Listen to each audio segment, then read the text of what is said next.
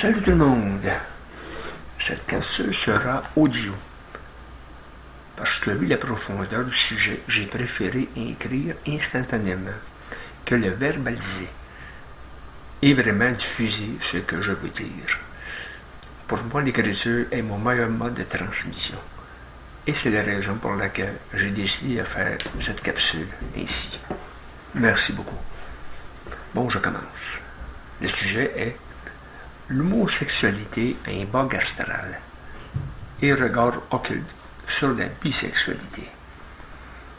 Un sujet qui, au fil des années, s'est développé rapidement dans les pays occidentaux, vu l'adoption des lois donnant les mêmes droits que les hétérosexuels.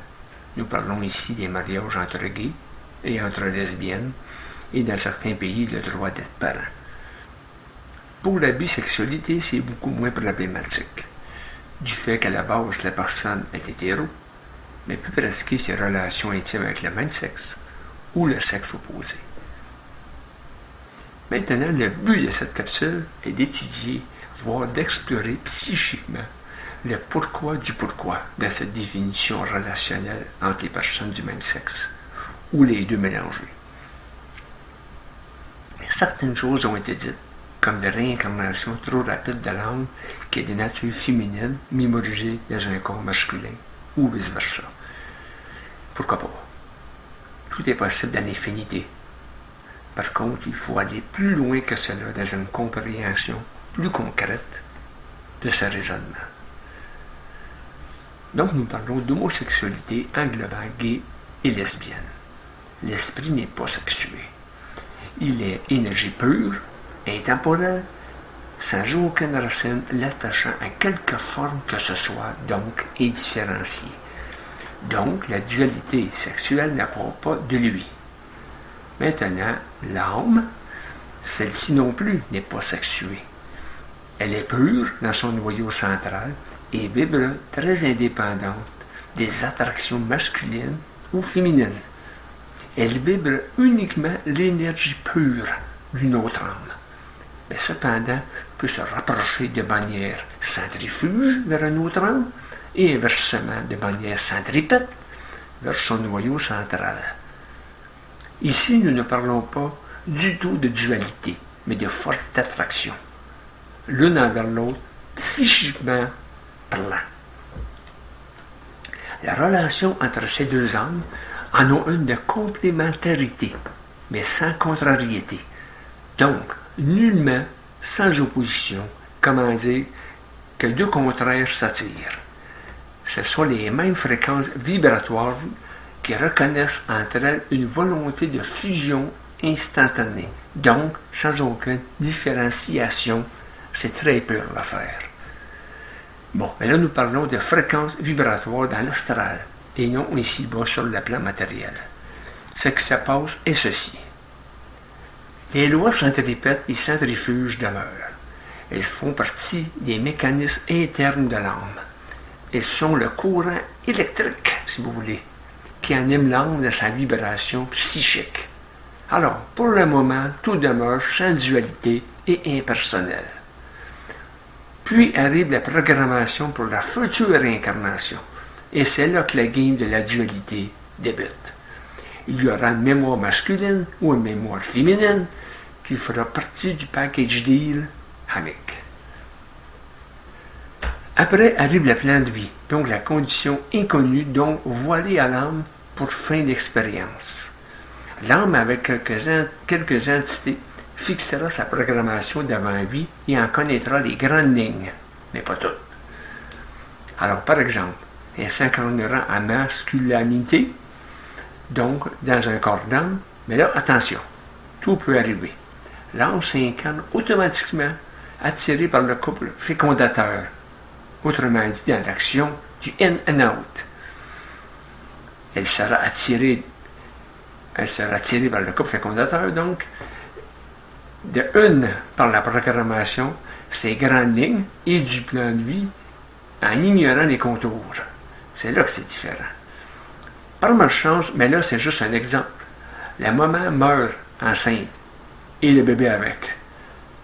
La réincarnation est annulée. Mais notre âme, elle avait absolument s'incarner sa presse. Puis alors, tout de suite, un autre couple convient à sa programmation, mais pas au plan de vie, car le nouveau couple aura une fille. Méchant problème, car la mémoire masculine, dans un corps de femme, sera attirée par une autre femme, loi centripète, centrifuge oblige. Le problème dans un plan de vie, c'est qu'il n'est pas coulé dans le ciment. Et il peut changer.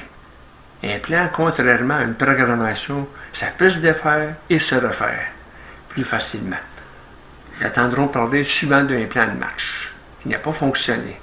Alors il sera à recommencer autrement, nommé souvent un plan B. Et dans le cas de notre âme badlockée, elle a conservé sa programmation masculine, mais a abouti dans un autre plan de vie que son plan initial. Avec le premier couple, et le plan de vie a changé. Alors, tout devient compliqué. C'est là que la fille, pour devenir hétéro, devra se déprogrammer afin que ses mémoires masculines deviennent des mémoires féminines, ce qui, dans la plupart des cas, est impossible. Et ce qui arrive, c'est que l'enfant grandit. Il s'aperçoit bien qu'il est attiré par le même sexe. Et pour lui, le contraire devient impossible, à cause justement des propriétés centripètes-centrifuges qui, au niveau atomique de l'âme, envoient les signaux vibratoires selon la polarité exprimée. Bien que ceci n'est qu'un exemple de situation non planifiée, même si tout est synthétisé cosmiquement parlant, il existe toujours une certaine relativité, disons, accidentelle, absolue.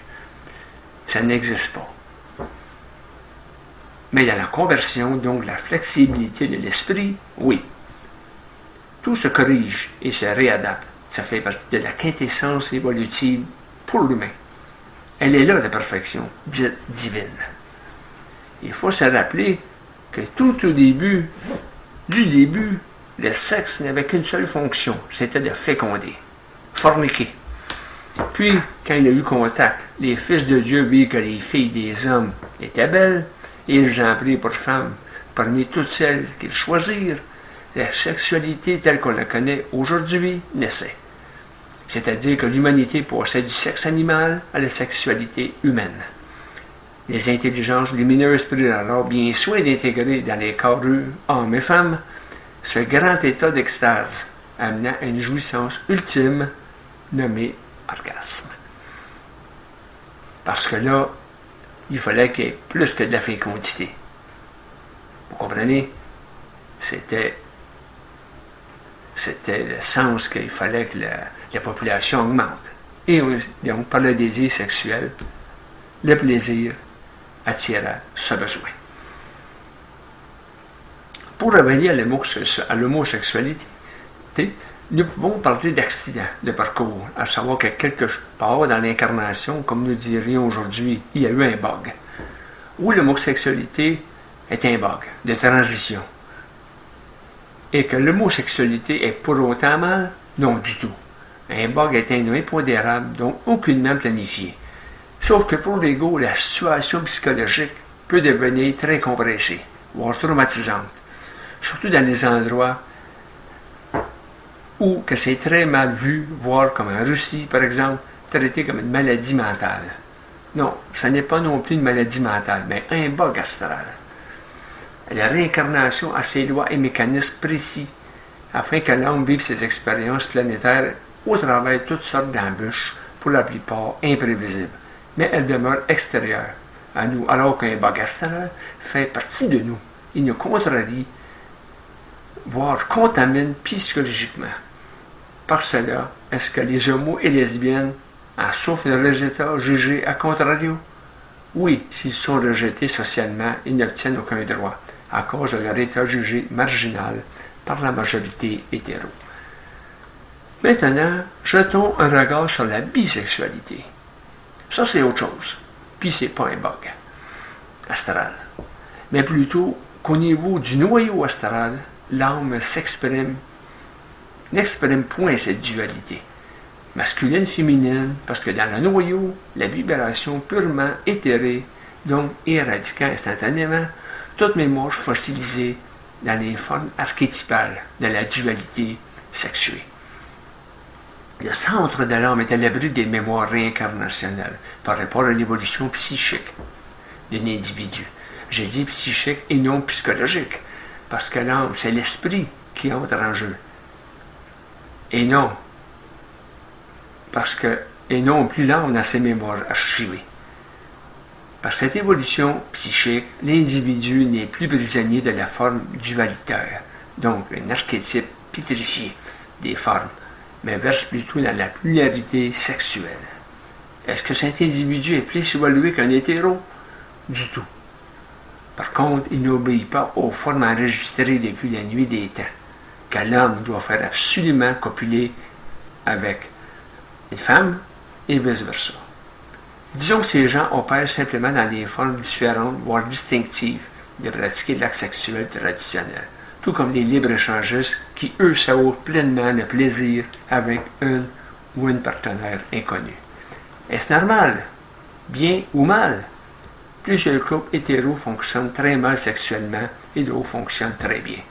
Pareil pour les échangistes. Certains couples vont très bien là-dedans et d'autres, le couple se sépare à la longue. La libération de l'esprit ne change absolument rien, puisque l'esprit n'est prisonnier d'aucune forme, mais l'âme, oui. L'âme peut se nourrir de valeurs morales ou religieuses, et ainsi s'enraciner dans un cheminement évolutif. Pour l'esprit, le sexe n'a aucune frontière, sauf bien sûr le viol et l'inceste. Mais c'est l'âme qui a un prix fort et douloureux. Par contre, je vous ai souvent mentionné que l'esprit, les forces énergétiques ne sont pas humains. Ils n'ont pas cette sensibilité émotionnelle, ce qui est fait de être fait, tout comme la Deuxième Guerre mondiale qui a fait 60 millions de morts a dû être faite. C'est l'intelligence qui prime. Toujours, toujours, toujours. Rien d'autre. Alors pour la femme qui a été violée, c'est Bernard de Montréal qu'un jour avait raconté en conférence. Il avait répondu à cette femme que c'était pour ça créer des anticorps parce qu'elle était jolie et qu'ainsi elle se protégerait contre des hommes peu recommandables. C'est ce que j'appelle, moi, la marque de l'intelligence.